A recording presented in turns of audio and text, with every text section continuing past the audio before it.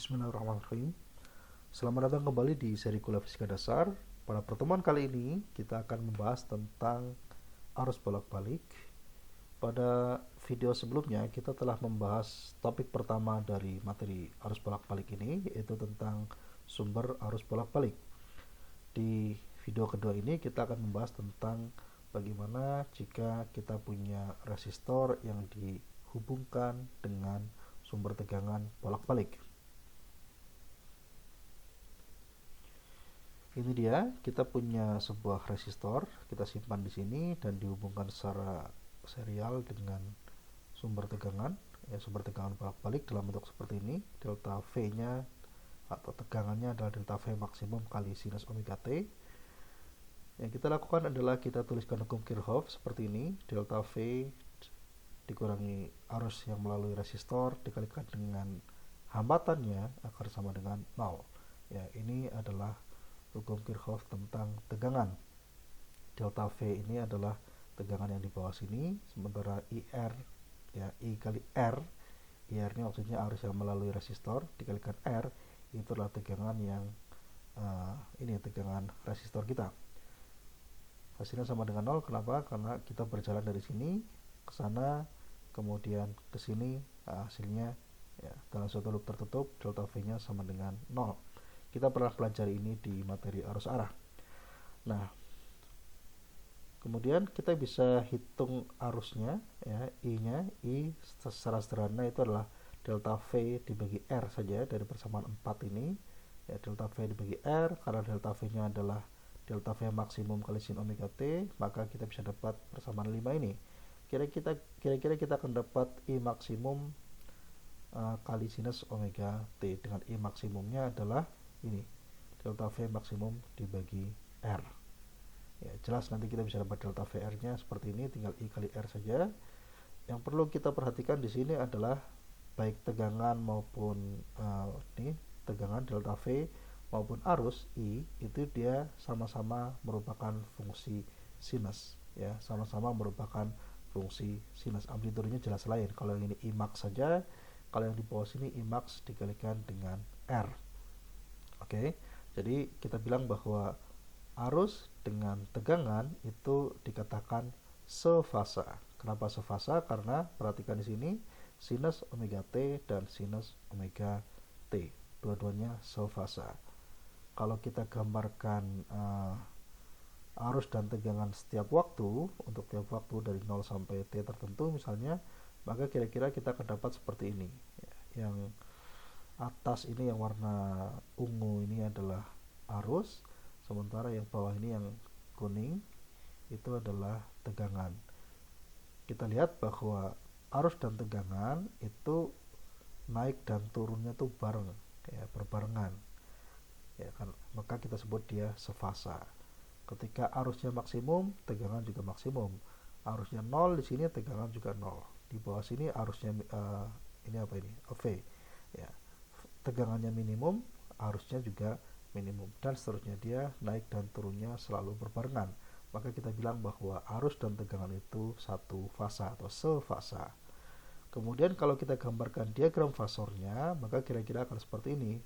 Oke, mungkin kita perlu buat video satu lagi tentang representasi fasor. Oke, ditunggu saja, nanti kita coba buat. Jadi dua gelombang atau dua fungsi osilasi yang sefasa itu boleh kita gambarkan dalam bentuk ini, kira-kira vektor begini, yang dia berhimpit satu sama lain, ya, berhimpit satu sama lain. Omega T ini adalah fasanya. Jadi fasor itu phase vektor. Phase itu fasanya, vektor itu yang ini, yang panahnya ini, ya, panahnya ini. Nah, I-nya, arusnya itu adalah, kalau dilihat di persamaan sebelumnya, arusnya itu kan ini I maksimum kalikan sinus omega T. Nah, kalau di sini, kalau I maksimumnya adalah dari sini, dari 0 ke ujung sana, maka sin omega T adalah komponen yang vertikalnya, ya. Jadi IR itu adalah komponen vertikal dari vektor I max dengan sudut fasa omega T, ya, dengan sudut ya oke lah, sudut yang dibentuk antara vektor ini dengan sumbu mendatarnya adalah omega T.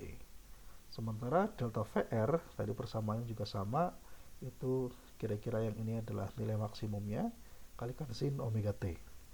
Jadi kalau kita gambar seperti ini, garis yang kuning ini, panah yang kuning ini panjangnya adalah IR, ya, I kali R, dan sudutnya adalah omega T. Jadi IR kali sinus omega T itulah komponen yang vertikalnya.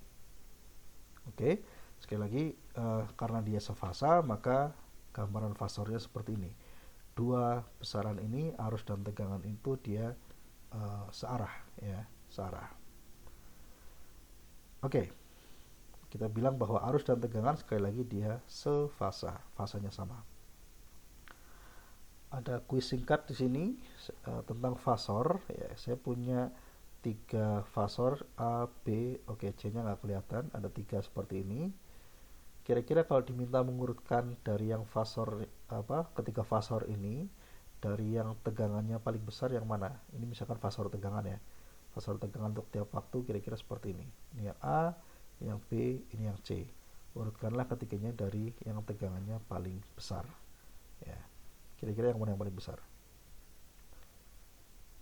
Oke, saya biarkan aja. Kalau kalian punya jawabannya, kalian bisa tulis di komentar di bawah sana. Oke, sekarang kita hitung daya resistor. Daya disipasi resistor. Kita pernah pelajari ini waktu kita bicara tentang arus arah. Secara umum yang namanya daya itu adalah perkalian antara ini tegangan dengan arusnya, ya, tegangan dengan arus. Ya, karena tadi tegangan ini dia fungsi sinus dan arus juga fungsi sinus, kalau kita kalikan kita akan dapat seperti ini. I maksimum kali R I maksimum kuadrat kali R dikalikan dengan sinus kuadrat. Ya, sinus kuadrat omega T.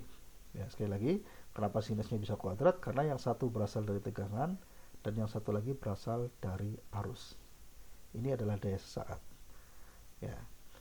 Coba daya sesaat itu adalah suatu besaran yang mungkin barangkali makna fisiknya agak tidak terlalu berguna. Sebagai contoh begini, karena dia sesaat, perhatikan kalau T sama dengan 0, ya, T sama dengan 0 kita masukkan ke sini, nanti sinnya sama dengan 0 sehingga dayanya sama dengan 0. Ketika T sama dengan 1 misalnya, omega-nya tertentu, nanti nilainya berubah lagi dan seterusnya.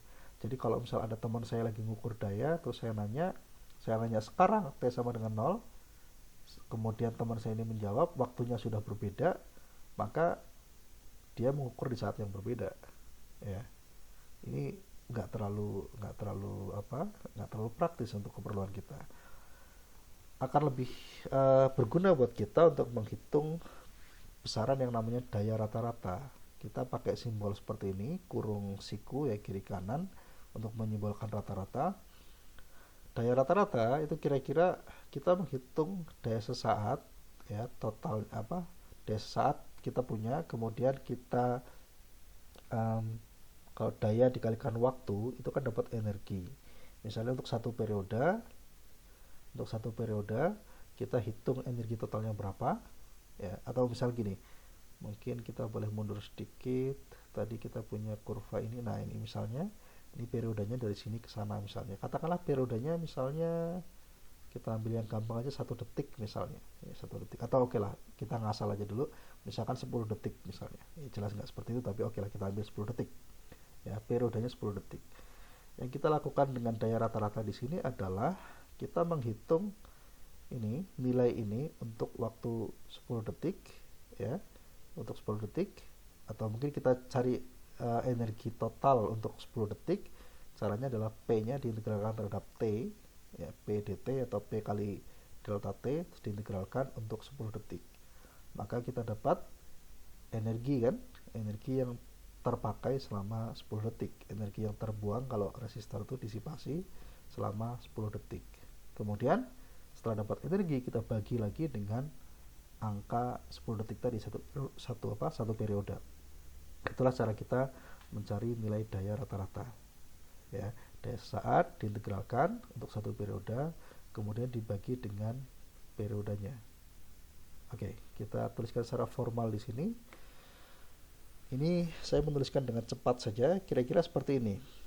P sebagai fungsi T, kebergantungan terhadap waktu itu kan hanya ada di belakang sini nih, sinus kuadrat omega t. Jadi kalau P-nya ini kita rata-rata, maka I kuadrat max dan R itu kan konstan. Jadi kita keluarkan saja. Yang perlu kita lakukan adalah kita mencari nilai rata-rata dari sinus kuadrat ini. Ya, sinus kuadrat ini kita cari nilai rata-ratanya. Oke, nanti di bawah sana ada hitungan detailnya. Kita akan dapatkan rata-rata dari sinus kuadrat itu adalah setengah. Ya, sinus kuadrat itu nilai rata-ratanya adalah setengah. Sekali lagi nanti setelah slide ini ada hitungannya. Nah, kalau setengah ini kemudian kita tarik ke depan sana ke IMAX, maka kita boleh menuliskan ada satu besaran yang disebut sebagai IRMS. IRMS itu tidak lain adalah I maksimum dibagi akar 2. Oke, mungkin kalian yang menyimak video ini bisa sambil coret-coret. Ya, coba kalau I max-nya ini ya kalikan setengah. Ya, kemudian kita definisikan IRMS seperti ini. Ya, nanti IRMS dikuadratkan ke sana, kan jadinya I max kuadrat dibagi 2 tetap kan? Oke, jadi persamaan 8 ini valid ya, bisa kita gunakan. Atau kalau dalam bentuk beda potensial, kita bisa tuliskan juga namanya delta V RMS, ya, tegangan RMS. Sama definisinya, yaitu tegangan maksimum dibagi dengan akar 2. RMS itu root mean square. Root mean square itu artinya akar dari rata-rata kuadrat. Ya, jadi dikuadratkan dulu, baru dirata-ratakan, setelah itu baru diakarkan. Ya, root mean square. Oke, sekarang kita cari tahu dari mana asalnya nilai rata-rata sinus kuadrat ini sama dengan setengah. Oke, di bawah sini ada. Oke, ini justru malah, ya oke, teorema nilai rata-rata. Ya, kita mau cari nilai rata-rata dari sinus kuadrat theta. Oke, ini mungkin bisa dibuka di buku kalkulus kira-kira seperti ini. Yang tadi saya bilang, kalau kita mau merata-ratakan sinus kuadrat, caranya adalah sinus kuadrat ini diintegralkan terhadap waktu, kemudian dibagi dengan periodenya. Itu yang saya tulis di bawah sini. Ya, saya tulis di bawah sini. Oke, kalau sinus kuadrat theta, ya artinya tadi besaran waktunya sinus kuadrat omega t, t-nya omega t-nya kita ubah menjadi theta seperti ini, maka kira-kira periode 0 sampai t itu diwakili oleh 0 sampai 2pi. Ya. Sekali lagi gini, kalau kita bekerja pada domain waktu, maka satu periodenya adalah dari 0 sampai t besar. Ya, 0 sampai t besar. Tadi gambarnya mana? Yang ini. Satu periode kan dari sini sampai sana kan? Atau dari sini juga boleh nih, dari sini sampai sini. Ini kalau kita bermain atau bekerja di domain waktu. Ya, satu periode. Waktu yang diperlukan untuk satu putaran penuh. Tapi kalau kita pakai domainnya adalah domain sudut, maka satu periode itu berarti satu putaran penuh kan. Satu putaran penuh itu kan sudutnya 360 derajat atau 2pi radian. Jadi kalau dalam waktu itu periodenya adalah t besar ini. Kalau dalam variabel sudut kita punya periodenya adalah sebesar 2pi. Ya, 2pi, satu putaran penuh. Oke, kita kembali ke slide yang tadi. Ini dia. Sin kuadrat theta, nilai rata-ratanya adalah seperti ini, 1/2pi. 1/2pi ini adalah, sekali lagi, ini adalah periode tadi. Ya, kemudian sin kuadrat tetanya kita integralkan terhadap theta. Ya, kemudian kita kerjakan, kita evaluasi pada satu putaran penuh dari 0 sampai 2pi. Sin kuadrat tetanya boleh kita ganti dalam bentuk seperti ini, 1 minus cos 2 theta dibagi 2. Ini di trigonometri ada ya. Jadi caranya dari sini, cos 2 tetanya ini kita bongkar. Cos 2 theta itu akan sama dengan 1 dikurangi 2 sinus kuadrat theta. Sehingga sinus kuadrat tetanya kita ubah jadi seperti ini, 1 minus cos 2 theta dibagi dengan 2. Nah, kalau ini kita kerjakan integralnya pada rentang 0 sampai 2pi. Ya, 0 sampai 2pi itu kan kalau dimasukkan, atau mungkin gini dulu. Ini suku yang belakang ini kan cos, ya. Kalau diintegralkan dia jadi sinus. Kalau dimasukkan 0 sampai 2pi itu hasilnya sama-sama 0. Jadi integral dari bagian yang belakang itu nanti akan sama dengan 0. Sementara ini kita punya 1 bagi 2, ya setengah d theta. Kalau diintegralkan ya jadi theta, ya jadi theta.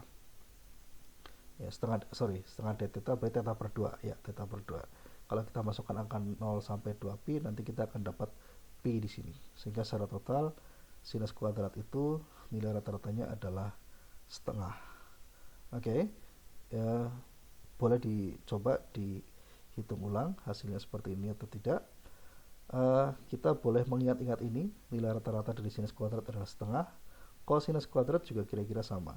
Kosinus kuadrat itu nilai rata-ratanya adalah setengah. Nanti kita akan gunakan itu untuk beberapa perhitungan di bawah sana. Oke, jadi sampai titik ini kita sudah pelajari tentang bagaimana resistor yang dialiri arus bolak-balik, bagaimana tegangannya, bagaimana arusnya tadi, dan terakhir kita sudah bahas tentang dayanya. Ya, dayanya adalah I RMS kuadrat dikalikan R atau delta V RMS dibagi R.